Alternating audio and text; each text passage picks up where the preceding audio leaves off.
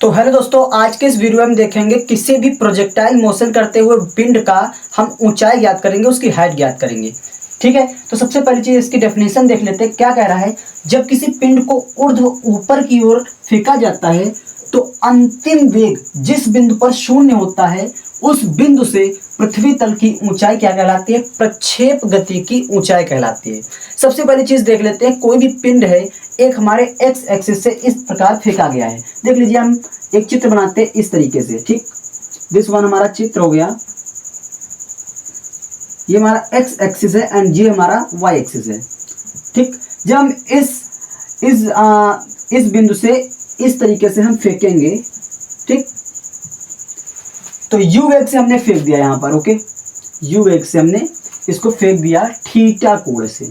Okay, और ये हमारी जो हाइट है, दिस वन मैक्सिमम हाइट पर, मैक्स हाइट पर, हमने पिछली वीडियो में भी देख चुके हैं, मैक्स हाइट पर क्या हो जाएगा हमारा v 0 हो जाएगा। एंड देन यहाँ पर t और यहाँ पर d, क्योंकि ऊपर जाने और गिरने में सेम टाइम लगेगा। एंड इसके दो कंपोनेंट्स बनेंगे। सबसे पहला कंपोनेंट बनेगा u cos थीटा, क्योंकि cos थीटा के बगल वाला मतलब थीटा के जस्ट नीचे वाला कौन सा होता है? cos थीटा होता है। एंड देन ये हमारा क्या होता है? u sin थीटा होता है।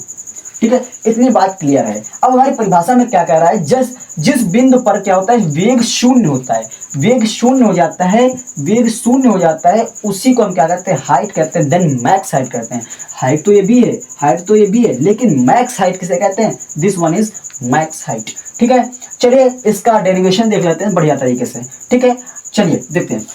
सबसे पहली चीज क्या कह रहा है कि यहाँ पर हमारे हाइट ज्ञात करनी है, तो हाइट ज्ञात करने के लिए हम न्यूटन थर्ड लॉ लगाते हैं, जो न्यूटन की गति का तीसरा नियम है। क्या नियम होता है? v स्क्वायर बराबर u square plus 2as।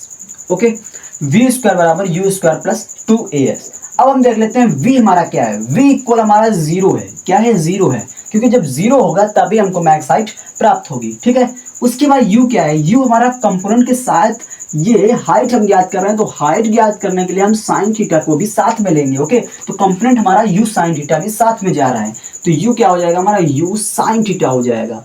Okay, इतनी बात कंप्लीट हो गई।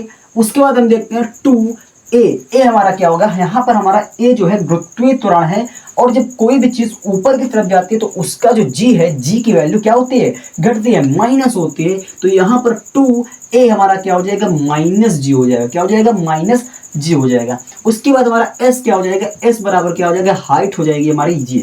विस्थापन क्या हो जाएगा? यहाँ पर जो हमारा डिस्प्लेसमेंट है वो हाइट के इक्वल हो जाएगा। ओके, यहाँ से जब हम 0 का square equal to u square sine square theta minus 2gh, इस टाइप का हमारा कुछ बन जाएगा। ठीक है, आगे जब हम बढ़ेंगे तो यहाँ को हम इसको इस साइड ले आते हैं। ओके, तो हमारा 2gh इक्वल क्या हो जाएगा? u square sine square theta.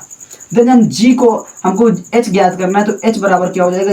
u square sine square theta by 2g। This one हमारा हाइट का सूत्र होगा। मैक्स हाइट हमको ज्ञात करनी है तो थीटा हमारा कितना हो जाएगा?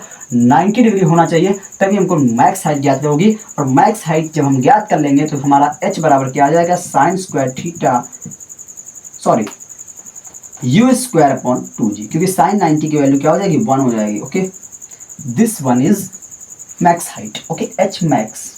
ठीक है, आशा करता हूँ आपको बढ़िया तरीके से समझ में आ गया होगा हाइट हम कैसे निकालेंगे। इसके डेरिवेशन हमको पता चल गया है कैसे क्या होता है। अब हम इसके न्यूमेरिकल अगले वीडियो में या नेक्स्ट वीडियो में देखेंगे। ओके, तब तक के लिए जय हिंद।